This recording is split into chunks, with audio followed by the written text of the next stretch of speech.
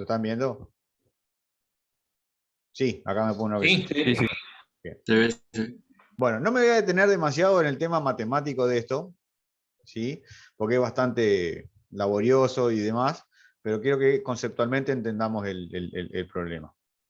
Yo la clase pasada les dije de que, bueno, habíamos hablado primero de lo que era el momento de segundo orden y habíamos calculado, o mejor dicho, habíamos deducido cómo trasladar, por el teorema Steiner, el momento de segundo orden de un eje a un eje que era paralelo al primero, ¿no?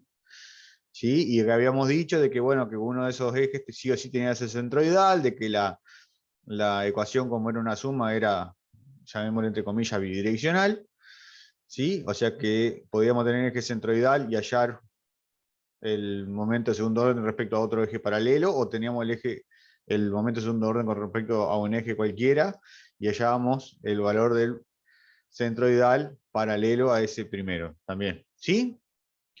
Bueno, entonces ahora lo que se plantea es que si nosotros tenemos, por ejemplo, esta figura que está acá, a ver si puedo ir anotando, ¿sí? Esta figura que nosotros tenemos acá, que tiene un par de ejes X e Y, vamos a dibujarlo también, el eje Y y el eje X, ¿sí?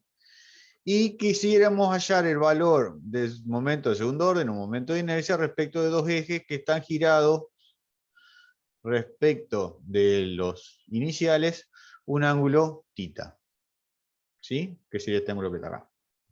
¿Estamos hasta ahí?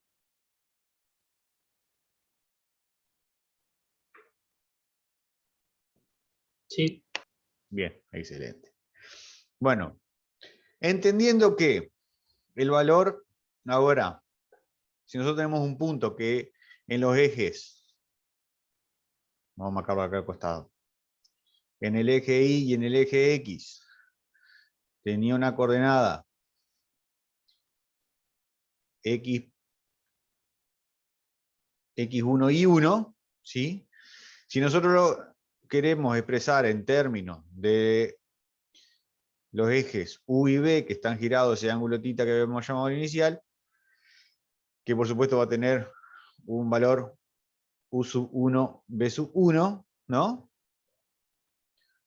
Podemos expresarlo respecto de los valores de X y de Y, ¿sí? Y fíjense, a ver si lo puedo marcar acá. El valor de U, ¿sí? Es este tramo más este tramo, ¿no?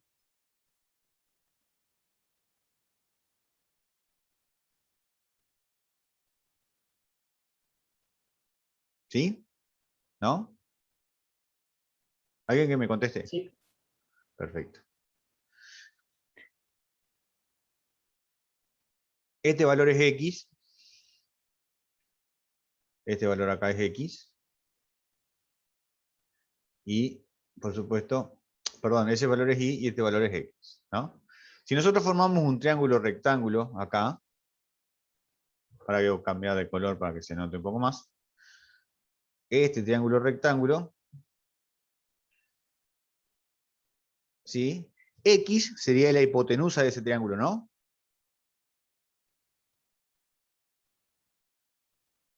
Sí. Bien. Entonces, el cateto adyacente sería el valor de X multiplicado por el coseno de θ. Este valor que tenemos acá. Ahora justo me quedó en rojo. ¿Sí? Porque es el cateto adyacente de θ. ¿Sí?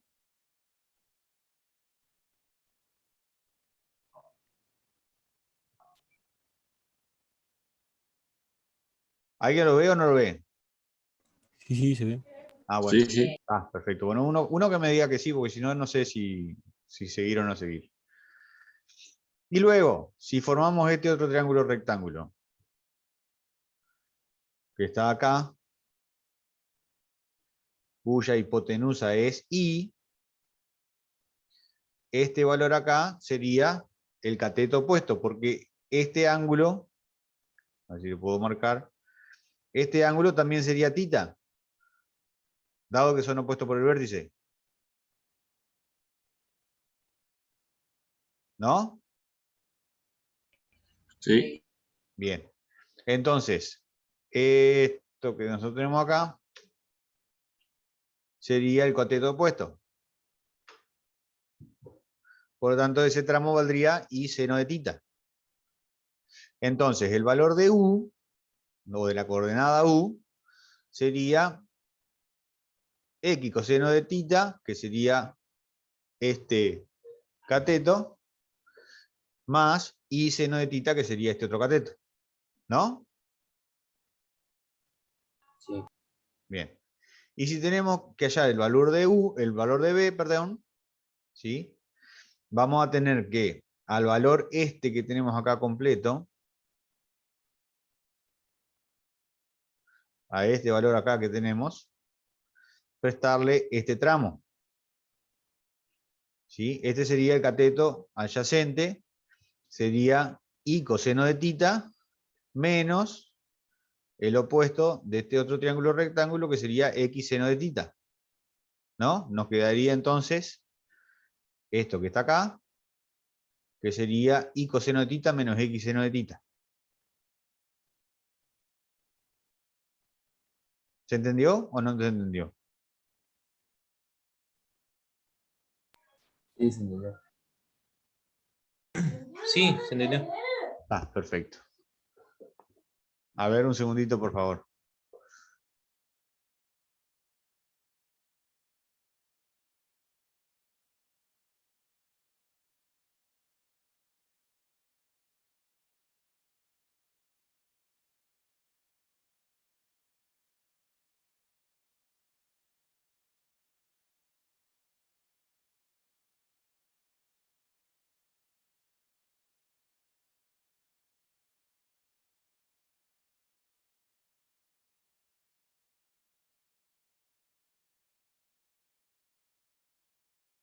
Bien, he vuelto.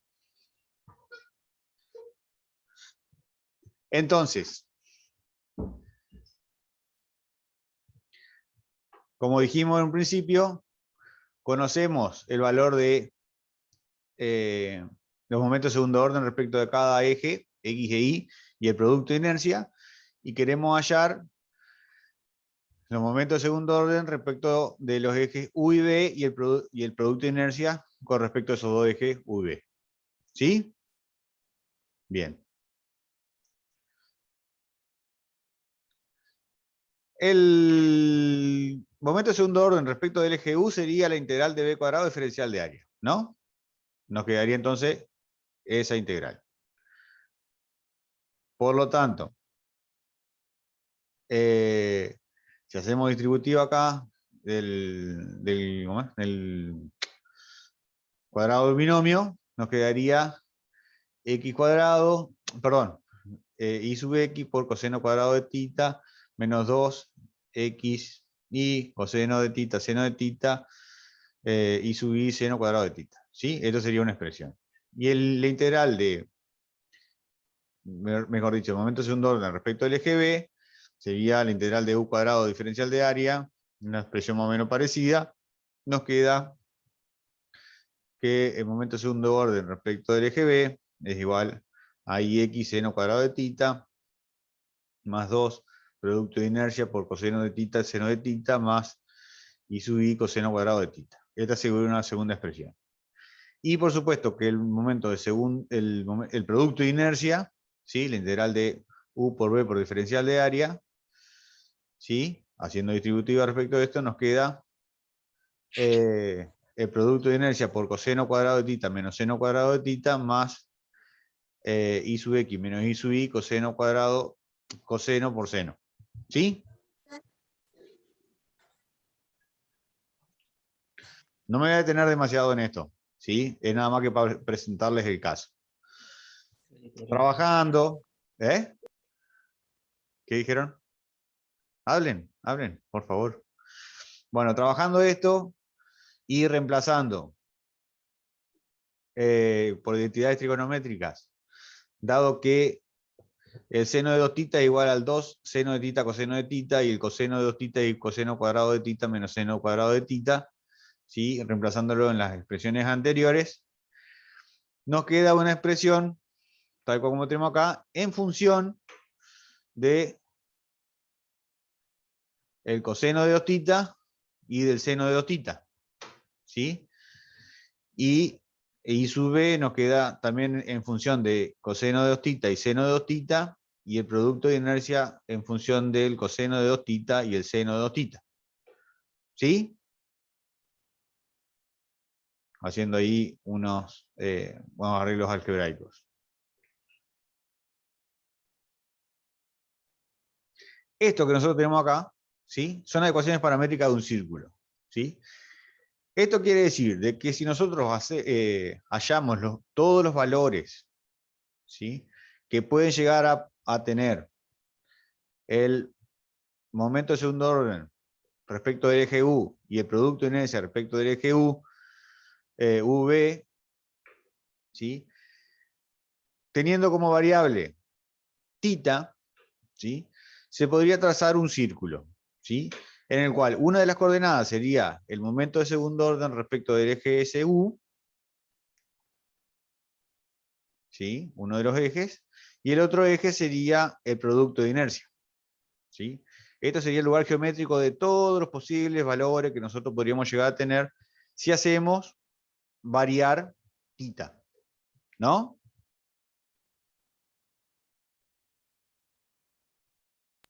Sí. Bien, perfecto. Excelente.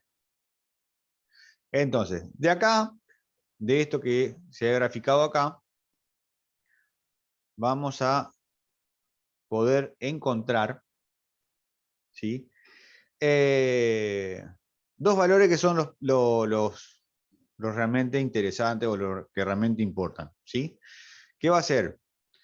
El valor para el cual el momento de segundo, o el valor de θ para el cual el momento de segundo orden sea máximo,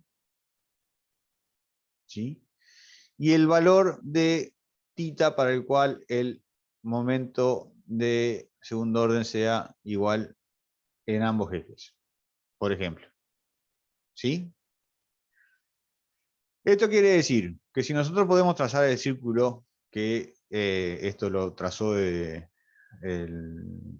fue presentado por Moore, ¿sí?, pues se llama círculo de Moore. En realidad, más que círculo sería una circunferencia, porque en realidad los valores que nos interesan son el de la circunferencia, ¿sí? Él nos plantea que si tenemos el valor del momento de segundo orden respecto a dos ejes que son ortogonales y el producto de inercia respecto al centro de esos dos ejes ortogonales, podríamos trazar este círculo de tal manera de poder hallar cualquier valor, ¿sí?, de los momentos de segundo orden si hacemos variar ese ángulo θ, ¿sí?, lo que habíamos presentado al principio, ¿sí?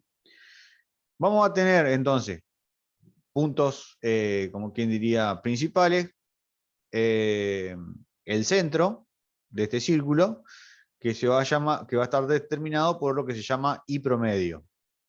El I promedio sería el momento de inercia respecto al eje X más el momento de inercia respecto al eje Y dividido 2. Eso nos va a dar el centro del círculo de Moore. Y a ese centro del círculo de Moore le vamos a partir de ahí vamos a tomar el radio. Y el radio, fíjense que si nosotros dibujamos acá, vamos a tener ese cateto y este otro cateto, y lo que tenemos que hallar sería la hipotenusa, ¿no? Si hacemos el cuadrado, hacemos la raíz cuadrada del cuadrado de los catetos, nos tendría que dar el radio, ¿no? Este cateto, que sería el cateto adyacente, ¿sí?, es el I sub U menos el I promedio, ¿sí?, por supuesto que al cuadrado. Y este otro cateto, que sería el cateto opuesto, sería el producto de inercia. Por lo tanto, el radio de este círculo, de esta circunferencia, es I sub U menos I promedio al cuadrado más I sub V al cuadrado, igual a R cuadrado. ¿Sí? Es lo que ustedes tienen que saber bien para poder trazarlo este círculo de Moore.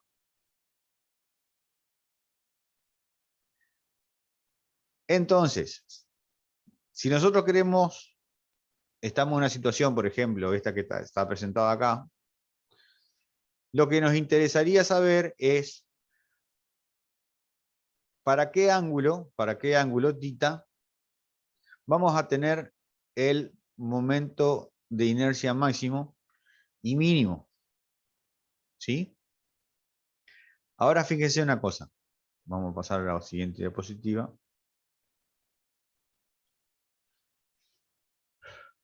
Acá no está marcado, pero bueno. Dijimos, como habíamos presentado en un principio, ¿sí?, que el valor del producto de inercia y del momento de segundo orden quedaba en función del seno de 2θ y del coseno de 2θ. ¿Sí? Así que este ángulo que nosotros estamos presentando acá sería, en realidad, 2θ, no θ. ¿Sí? Es decir, que si nosotros acá nos movemos 30 grados, en el modelo real,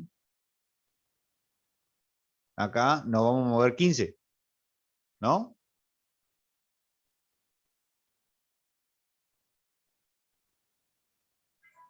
No entendí esa parte. ¿Podés explicar de vuelta lo de 2θ?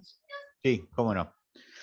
Toda la deducción se basa en reemplazar por identidades trigonométricas estos productos que teníamos acá por seno de 2θ y coseno de 2θ. Por lo tanto, tanto el momento de segundo orden respecto del eje U como con respecto al eje B y el producto de inercia quedan en función de 2θ, seno y coseno de 2θ. ¿Sí? 2θ, 2θ, 2θ, 2θ, 2θ y 2θ. Siendo θ el ángulo con el respecto al cual nosotros vamos a girar los ejes para poder hallar los nuevos momentos de segundo orden.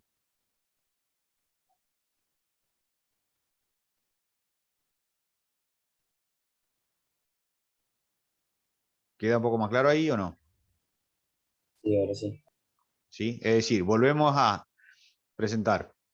Tenemos esta figura, tenemos un par de ejes coordenados X e Y, conocemos el momento de segundo orden respecto del eje X, respecto del eje Y, y el producto de inercia respecto a esos ejes X e Y.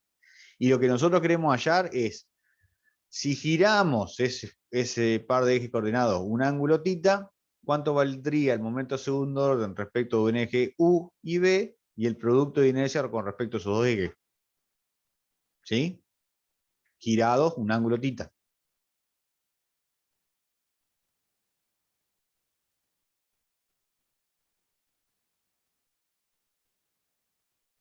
¿Se entendió?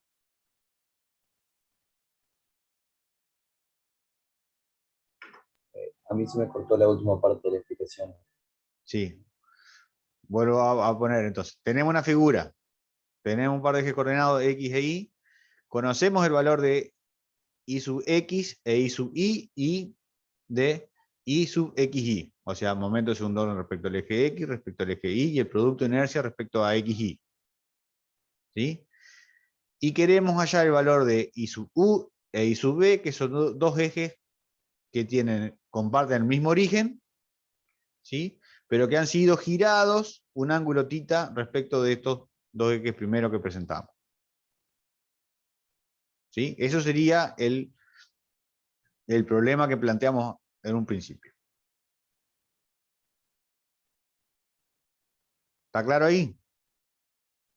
Sí, sí. Bien. Sí, hasta ahí venimos. Bueno, entonces, al hacer la deducción y reemplazar por las identidades trigonométricas, nos quedan los valores de I sub U, I sub B e I sub V en función de 2θ. ¿Sí? Coseno y seno de 2θ. Que luego, haciendo Se me escapó todo acá.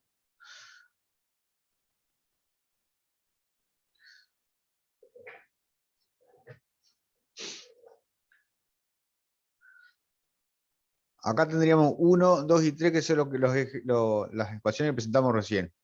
¿Sí? Reemplazando entonces por estas identidades trigonométricas, ¿sí? Vamos a llegar a que el momento de segundo orden respecto del eje U, ¿sí? Nos queda en función de X e Y, que son valores conocidos, ¿sí? Y fijos, por supuesto. Y entonces la variable que nos queda sería 2θ, ¿sí? Y esto que está acá son las ecuaciones paramétricas de una circunferencia, ¿sí? No de un círculo, de una circunferencia. Entonces, si queremos demostrarlo a esto, lo que podemos hacer es sumar estas dos ecuaciones, así mejor dicho, elevamos al cuadrado y sumamos las dos ecuaciones, y lo que hacemos es limitamos el parámetro θ, ¿sí? Y nos queda acá entonces y cuadrado más y cuadrado más x cuadrado igual a r cuadrado, ¿no? Que sería la expresión paramétrica de una circunferencia.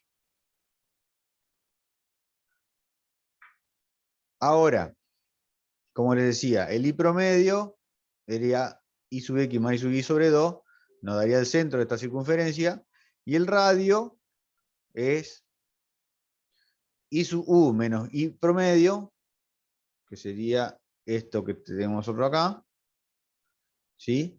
Al cuadrado, más I sub v al cuadrado, eso nos daría el radio al cuadrado.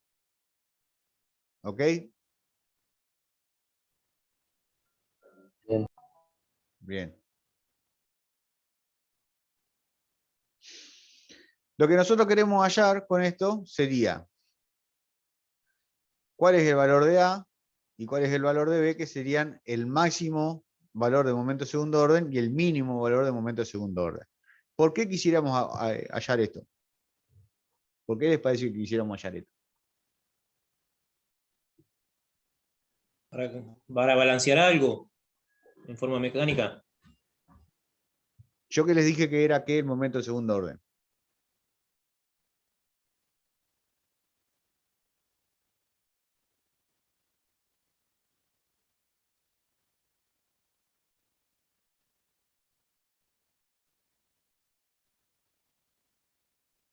Dijimos que el momento de inercia era la resistencia que ponía un cuerpo a ser acelerado angularmente, ¿no?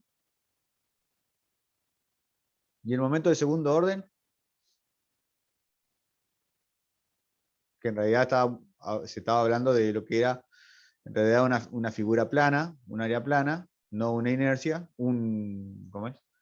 Una masa, era la capacidad o la resistencia que tenía ¿a qué? Flexión. ¿La torsión? No.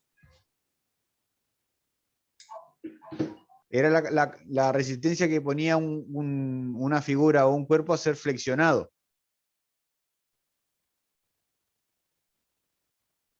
Si nosotros teníamos mayor momento de segundo orden, esa viga o esa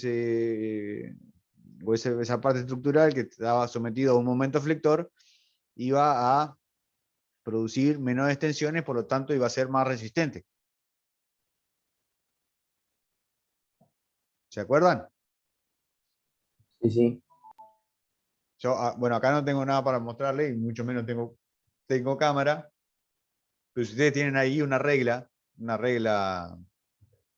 esa triple decímetro, si la agarran de tal manera que les quede más alta que ancha, ¿sí? Y la quieren flexionar, no la van a poder flexionar. ¿Por qué? Porque la inercia es mucho más alta. En cambio, si la toman de tal manera que el espesor les quede sobre el eje horizontal y lo quieren flexionar, se va a flexionar más fácil, ¿no? Sí. Bien. Lo que nosotros buscamos acá es encontrar cuál sería el punto de mayor resistencia o la posición, ¿no es cierto?, de un área en la cual ofrecería la mayor resistencia a ser flexionado, ¿sí? Es decir, que estamos tratando de aprovechar mejor nuestro material, ¿sí? Bien. Bien. Entonces, acá nos interesa hallar los valores de A y de B, que serían el máximo maximorum y el mínimo minimorum, que son los valores máximos que podemos obtener de momento de segundo orden, ¿sí? Y el mínimo. Que entre ellos, en esta circunferencia de Moore, ¿cuánto distan en grados?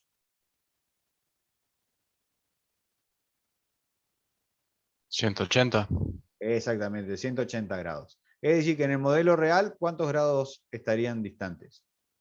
90 grados. 90 grados, exactamente. Siempre vamos a tener el máximo. A ver, me encuentro una flechita. Si tenemos una figura, vamos a tener el máximo en un eje, sí, y el mínimo en un eje ortogonal. ¿Sí? Si esta fuera nuestra figura. ¿Se entiende? Sí.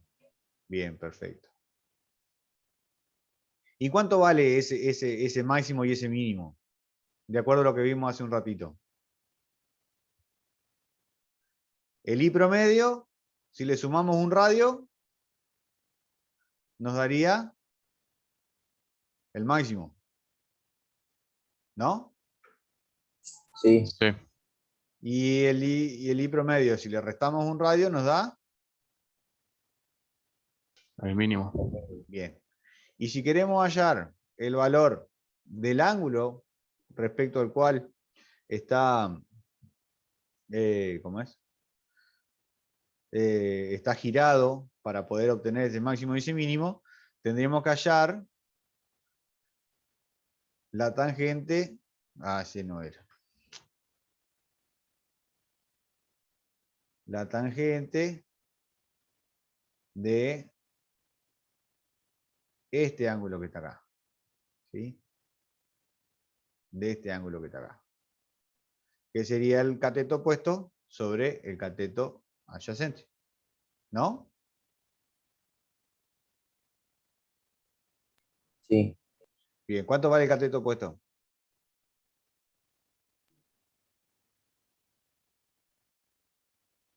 Y V. Ajá, el producto de inercia. ¿Sí? ¿Y cuánto vale el cateto adyacente? IU menos I promedio. Y U menos I promedio, exactamente. Bien. A ver. Esto que tenemos acá. ¿Sí? También podríamos hallarlo. ¿Cómo? A ver si puedo. Si nosotros tenemos este ángulo que está formado así, a ver si lo puedo trazar así. Mejor dicho, este triángulo que tenemos acá. ¿Sí? ¿Cuánto vale el cateto? No encuentro con qué marcarlo, perdón. ¿Cuánto vale el cateto opuesto? IU o IXI Por 2. por 2, exactamente. Y el cateto adyacente sería el IX, ¿sí? Menos el I sub, para que lo tengo mal trazado, ¿no? El IX menos el I sub I. A ver, para que lo tengo mal acá al dibujo.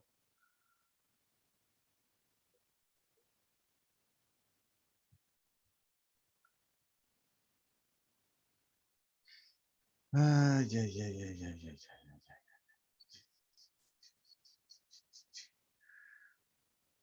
ay. Esperen un segundito. Se debe acomodar. Este valor acá que marca como I sub U, podríamos llamarlo como I sub X, que sería el valor que conocemos en un principio, ¿sí?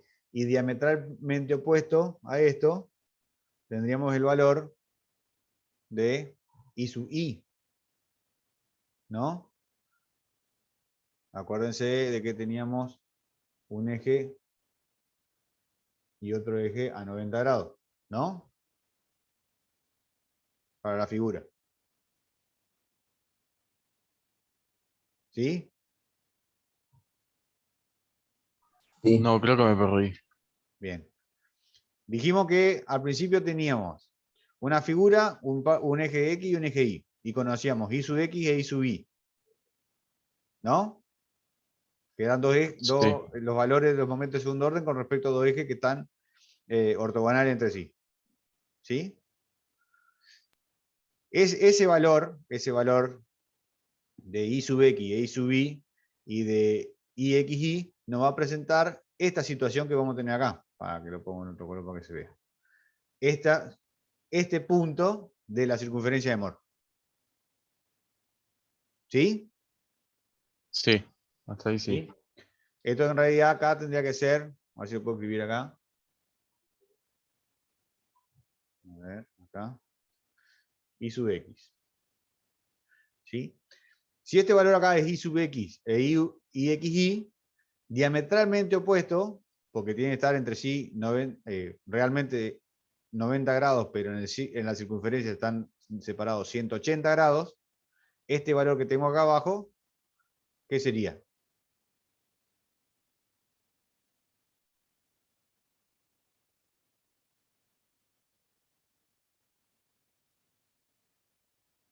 Si este es Y sub X, ¿este qué es? También otro hizo X, pero ¿Cómo Y sub X? Si yo tengo Y sub X con respecto a este eje, y esto acá entre este y este están separados 180 grados. En el modelo real, ¿cuántos grados están separados? 90. Entonces, ¿y este eje cuál sería? Ah, claro. Y su I. Y s- Y sub Y, ¿no? Sí. Bien. Entonces formemos ahora el triángulo este. Ahora vamos a hacerlo en otro color. Nos quedaría cateto adyacente, cateto opuesto. ¿Sí? Dijimos que el valor del cateto opuesto era 2 veces el producto de inercia. Y sub XY. 2 veces. Y este valor acá sería Y sub X menos Y sub Y.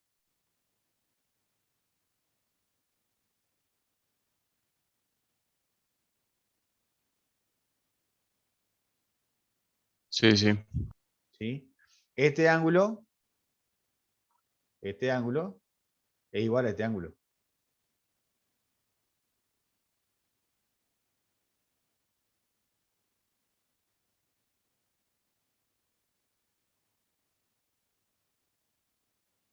¿Sí o no? Sí. Bien.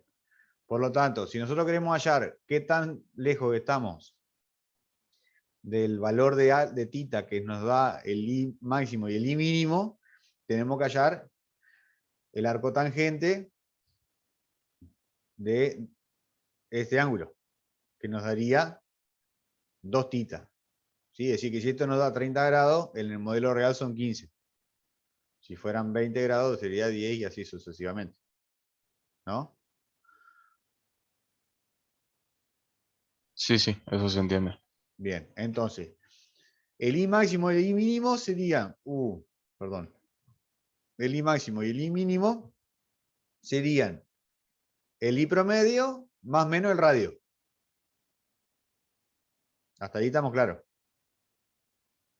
Sí. Y el ángulo que lo separa es el arco tangente de menos 2 IXY dividido IX menos Y sub Y. El opuesto dividido el adyacente. ¿No?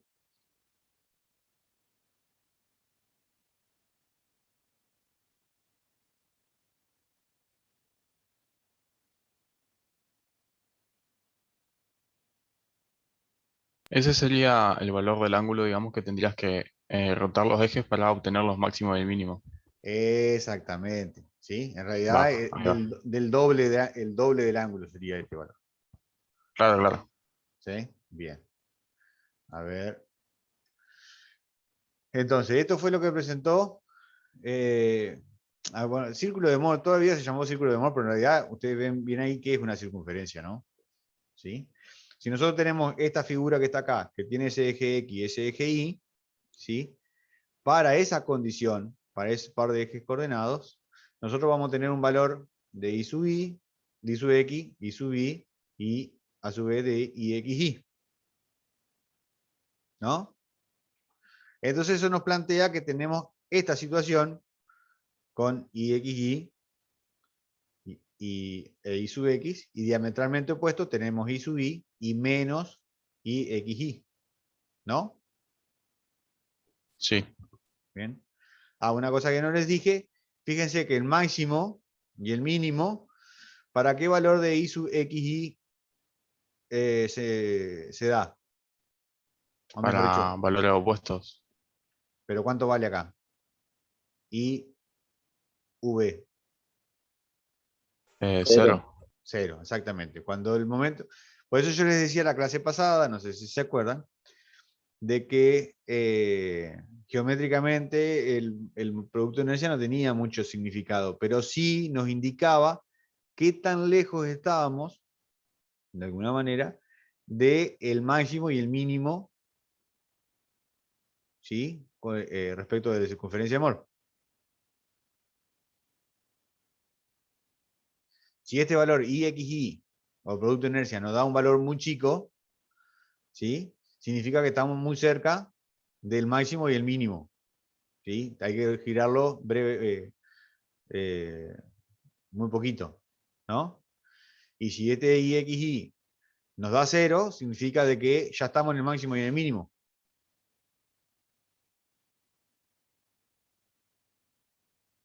¿Sí? Y si nos da muy grande es porque estamos muy lejos, ¿no?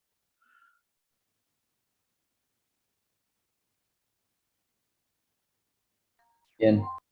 Bien, está perfecto. Eh, esos ejes X e Y, para el cual el producto de inercia nos da 0, se van a llamar ejes principales de inercia. ¿Sí? Y, o también lo pueden encontrar como cruz principal de inercia. ¿Sí? Ese eje U y B, respecto al cual el momento de segundo orden se hace más grande en un sentido y más chico en otro sentido. ¿No?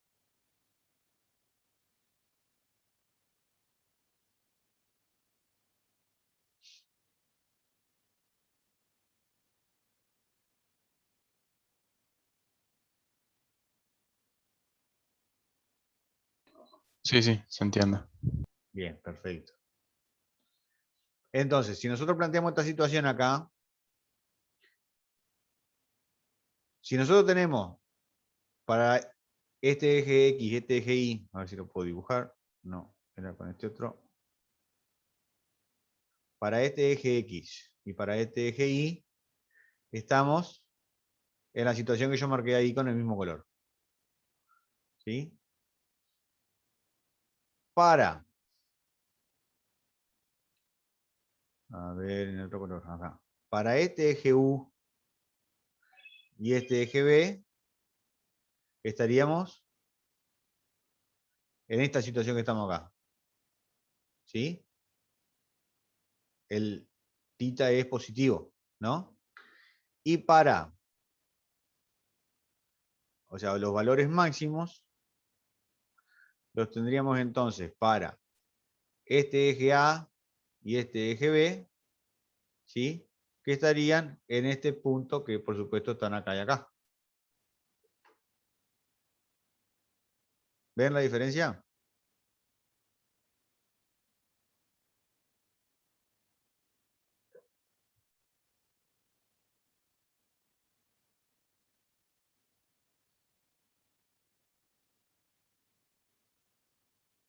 Bueno, acá en realidad este eje, el eje B acá y el eje A tendrían que estar a 45 grados acá.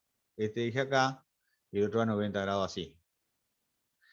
¿Cómo me doy cuenta si el eje, cuál de los dos ejes es el máximo, cuál es el mínimo? Cuando el eje, como por ejemplo este eje, atraviesa mucha área, ¿sí? O tenemos mucha área alrededor de ese eje, significa que este va a tener un momento de segundo orden bajo o pequeño.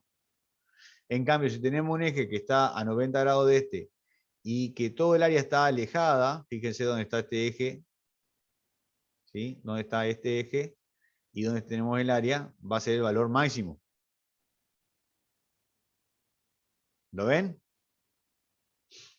Claro, tenés todo el área acumulada de un solo lado del eje. En este caso, todo el área acumulado en un solo lado del eje. Perfecto. Bien. A ver si podemos... Si nosotros tenemos que el IXY es 0, significa que el eje que nosotros estamos tomando es un eje principal de inercia. ¿Sí? Todas las figuras que son rectangulares, a su vez tienen un, ¿cómo es? Un eje de simetría, van a tener ahí los ejes principales de inercia. ¿Sí? Fíjense acá en este caso, así a priori se puede saber de que sobre este eje vamos a tener el momento de inercia máximo y sobre este eje el momento de inercia mínimo. ¿No? Sí. ¿Lo ven? Perfecto.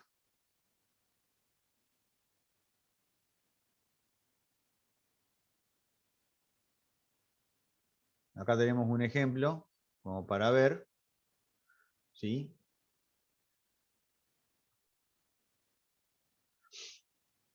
Tenemos los ejes, los momentos de segundo orden respecto a O, para este eje X y este eje Y, ¿sí? 166 centímetros a la cuarta y 112 centímetros a la cuarta, ¿sí? Miren acá, esta figura que nosotros tenemos acá, esta figura que tenemos acá, ¿sí? Al tener un eje de simetría, el momento de segundo orden es 0, ¿no? Perdón, el producto de inercia es 0.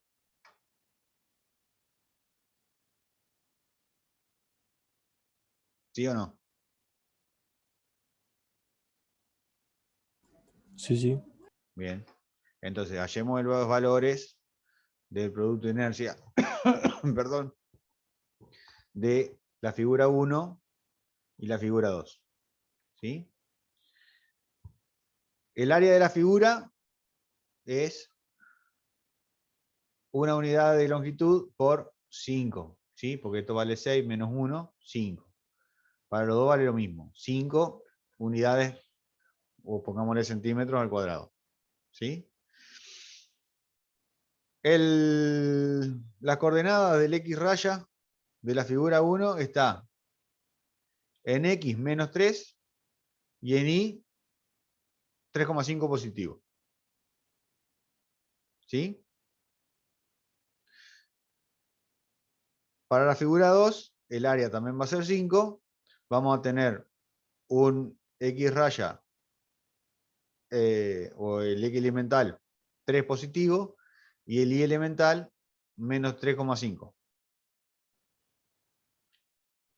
El producto de inercia va a ser el producto de X raya por Y raya por el área, ¿no? Nos quedaría menos 3 por 3,5 por 5, menos 52,5, y menos 3 por 3, perdón, 3 por menos 3,5 por 5, menos 52,5. Sumando los dos, nos queda que el producto de inercia igual a menos 105 centímetros a la cuarta. Y ahí tendríamos los tres valores que necesitamos para poder trazar el círculo de Mohr.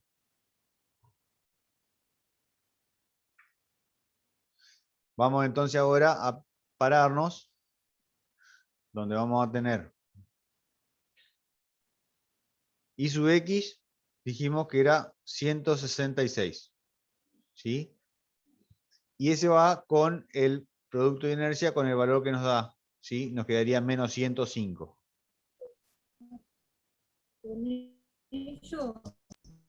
¿Hola? ¿Hola? ¿Hola? Se escucha, se escucha. Ah, porque alguien habló de fondo y nunca más habló por eso. El I sub X, ahora que voy a borrar todo primero.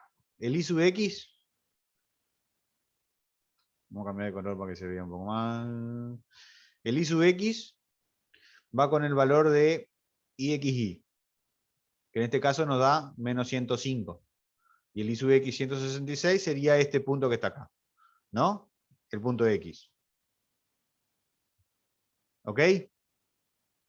Bien. Sí. Y el punto I, o el punto B, que sería el otro que tenemos acá, sería el valor de I sub I y el producto de inercia cambiado de signo. En este caso nos queda 112 y 105. Si trazamos una línea, una recta que una el punto I con el punto X, en su punto medio vamos a tener el centro. ¿Sí? Ajá. Y bueno, y por supuesto que la mitad va a ser el radio. ¿Sí? Esto sería el diámetro del círculo de Mohr, ¿no? Si hacemos ahí el cálculo, nos va a quedar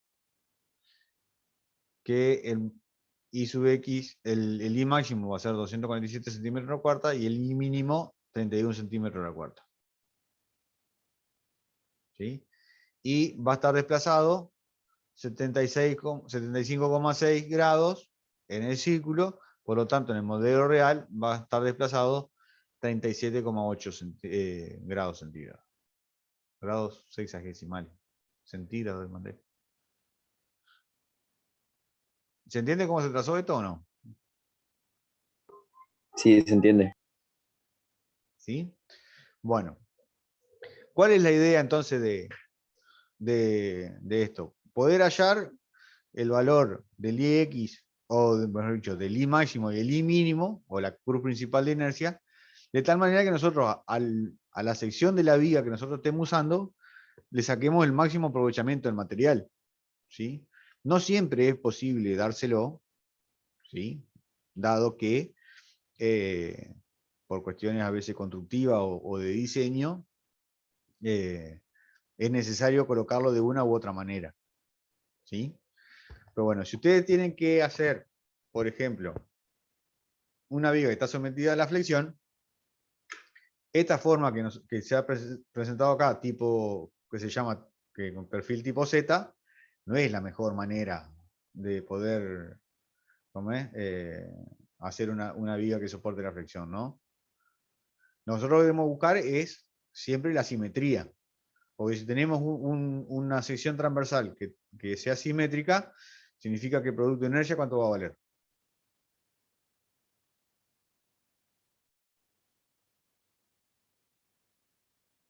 Cero.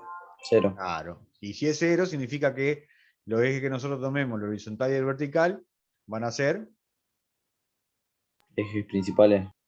exactamente el eje principal de inercia. Y de ahí para arriba o para abajo podemos sumarles otros perfiles siempre y cuando mantengamos la simetría. Y bueno, nos vamos a mantener dentro de la línea y vamos a mantener, digamos, lo que es los ejes principales de inercia en esa posición.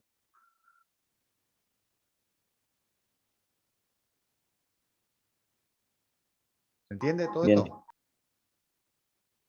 Sí, sí. Bien, excelente. Bueno, a ver.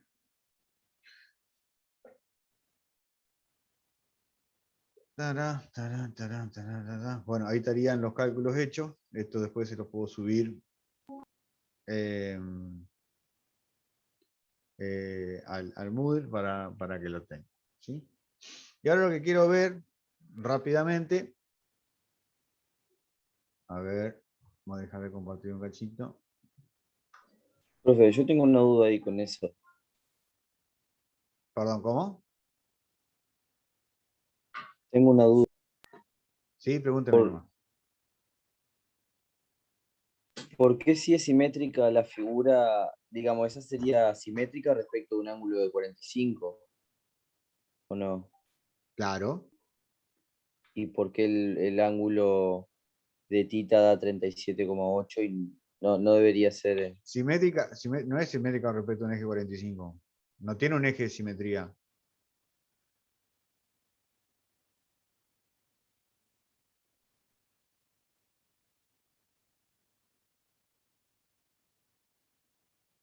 Ah, ok. ¿Sí? Si tenemos un eje de simetría, ese eje es el eje principal de inercia. Acá no tenemos un eje de simetría. Ah, bien, bien. ¿Sí? Lo que sí puede ser que te haya confundido que si tenemos un centro un centro ¿cómo es? De simetría, como este que tenemos acá, ese centro sería el centroide del área. Ah, claro, eso. Ahí está. Bien. Sí, sí. Bueno, a ver un poquito. Usemos más. Sí, sí. ¿Ustedes están viendo lo que yo estoy mostrando o no? Sí, se ve. Lo que estaba explicando antes nomás. Sí, sí, sí, sí. ¿Para qué quiero dejar de...? Acá está. Se me solapan las... Quiero que veamos un temita antes de dar por finalizado.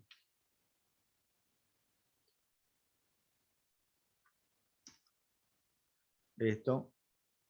Que yo se los voy a presentar y se los voy a dejar como para que ustedes después lo puedan revisar un poco en soledad. ¿Sí? Vamos a ver dentro de la última parte de lo que es la estabilidad, el concepto de lo que es trabajo virtual. ¿Sí? El trabajo virtual en realidad es un trabajo que es inminente.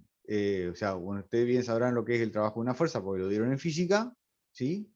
Que en realidad era, bueno, la fuerza por el diferencial de distancia, ¿no es cierto? De integral, mejor dicho, de fuerza por distancia, siempre y cuando sea la componente de la fuerza en la dirección del movimiento, ¿sí? Lo vimos en física porque era,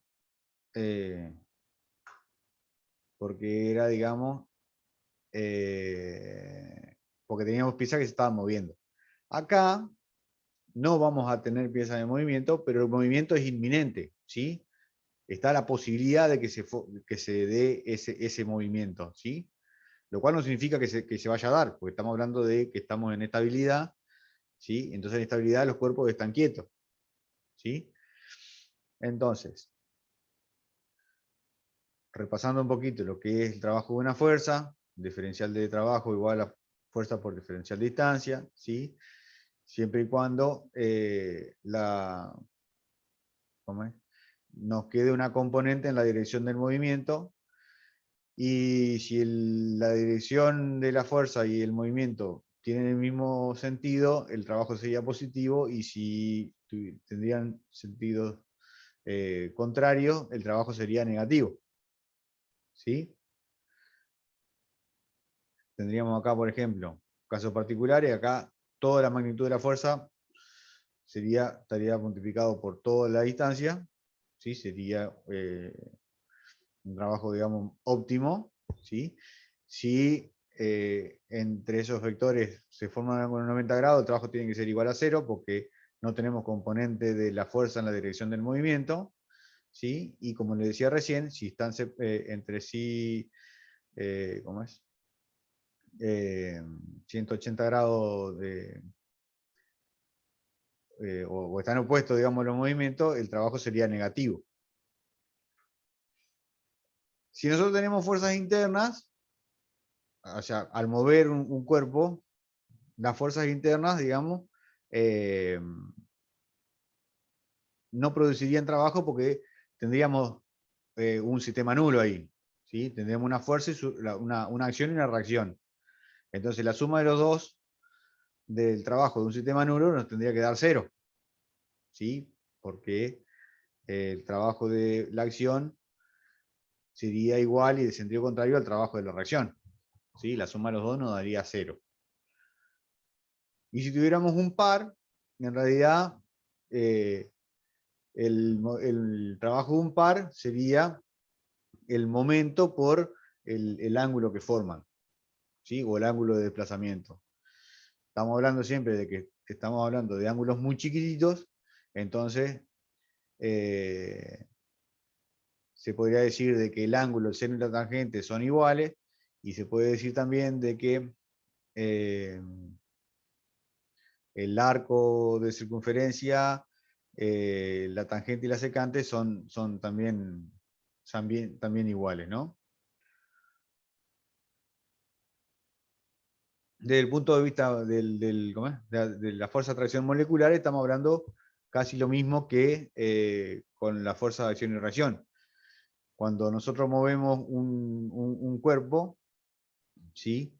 La fuerza de atracción entre las moléculas, ¿no es cierto?, va a tener una acción y una reacción, que la suma va a ser de que de esos trabajos sean también cero. Entonces, ¿qué es lo que dice el principio de trabajo virtual? ¿Sí? Tenemos un cuerpo al cual nosotros le podemos hacer practicar un desplazamiento, y ese desplazamiento puede ser tan pequeño como nosotros queramos. Por eso es un desplazamiento que se llama virtual, ¿sí? Un desplazamiento inminente, ¿sí? Si nosotros hacemos mover ese cuerpo en esa posición, ¿sí? El trabajo virtual nos decía que si ese cuerpo está en equilibrio, ¿sí? La suma de los trabajos, de todas las fuerzas que están actuando sobre ese cuerpo, al hacer ese desplazamiento virtual, ese desplazamiento inminente, también tendría que ser igual a cero. ¿Sí? ¿Cómo se plantea esto? Si nosotros tenemos un sistema de fuerza y tenemos un cuerpo que está en equilibrio, la resultante de esto tendría que ser igual a cero, ¿no? Entonces, no importa cuál sería el desplazamiento que nosotros le demos, como la resultante es igual a cero, nos tendría que dar cero la sumatoria de los trabajos virtuales.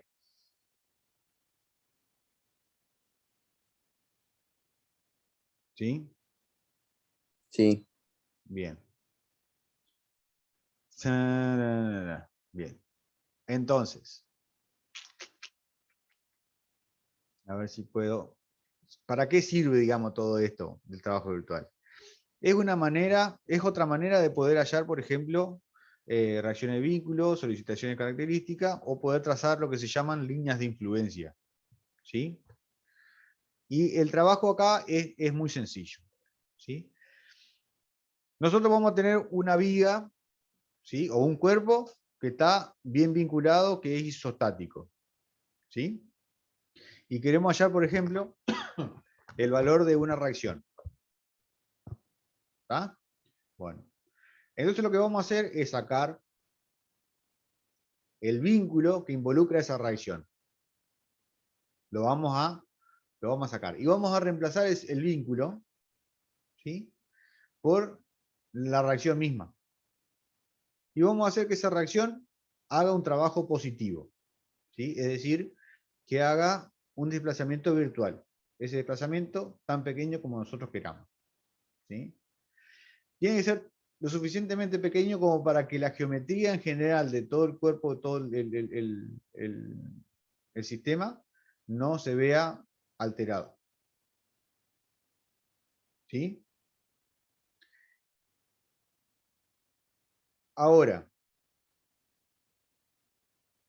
el trabajo ¿cómo es? Que hace esa reacción por ese desplazamiento virtual tiene que ser igual al trabajo de todas las otras fuerzas externas, ¿sí?, multiplicado por el desplazamiento de cada una de ellas, ¿sí?, que se genera cuando nosotros hacemos mover nuestro cuerpo de tal manera que ese movimiento sea compatible con las ligaduras que le quedan. ¿Sí? Fíjense esto que nosotros hemos dibujado acá. Tenemos una viga simplemente apoyada, ¿sí?, y queremos hallar el valor de RA. ¿Sí? A ver si puedo anotar. Entonces, lo que se hace es agarrar el vínculo RA, ¿sí?, y sacarlo de tal manera que nos quede RA en evidencia. Acá lo que faltaría es que nosotros acá le pongamos, fíjese que RA sería un apoyo segunda especie. Nosotros queremos hallar RA vertical. ¿Sí? Sí, Entonces acá lo que nosotros nos faltaría poner sería un vínculo de primera especie, ¿sí? Que no permita el desplazamiento horizontal. Y dejamos solamente el valor en evidencia de RA, que es esto que tenemos acá. Ahora vamos a ponerlo en rojo para que se vea. ¿Sí? Y ahora sí, hacemos que RA haga un desplazamiento virtual, que sería este desplazamiento que nosotros tenemos acá. Y la viga, entonces, va a ser un desplazamiento que es compatible con la ligadura que le queda. Es decir, que va a girar respecto del punto B, porque ahí nos queda un apoyo de primera especie, y acá donde teníamos el apoyo de primera especie sobre el plano vertical, va a ser que se desplace y este apoyo de primera especie ahora nos quede acá. ¿Estamos de acuerdo?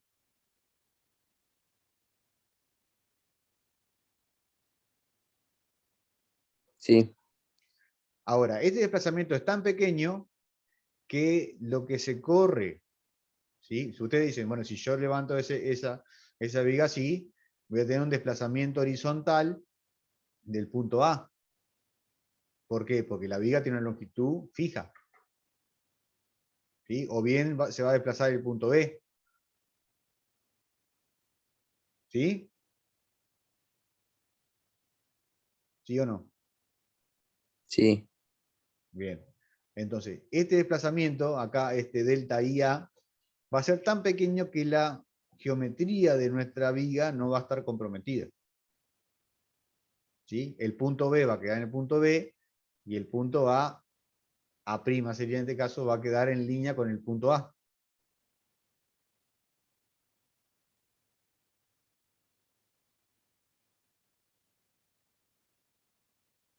bien, ¿Sí? Bueno, entonces, ¿cuál es la sumatoria de los trabajos virtuales? RA por delta IA menos la carga esta P por delta IC, que sería lo que se desplaza en el punto C, tiene que ser igual a 0. ¿Sí? sí, Bien. Ahora, si el giro que se provoca en nuestra viga es delta tita, delta IC sería ¿cómo es? La tangente o de este ángulo, ¿no?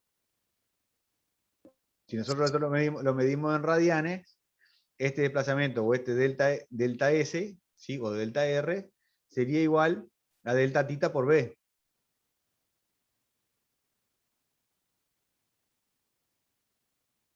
¿No?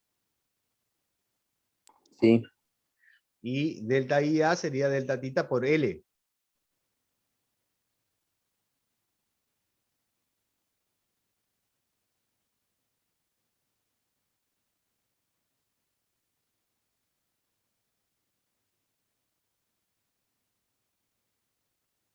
¿Sí? Por lo tanto, si nosotros reemplazamos delta IA como L por delta tita y delta IC por B delta tita, podríamos cancelar delta tita y delta tita, ¿sí? O como hace acá, que sacar factor común delta IA, ¿no? Y se nos cancelarían los delta tita y nos queda que RA igual a B sobre L por P. Que si hacemos la sumatoria de momentos, nos va a dar exactamente el mismo valor, ¿no?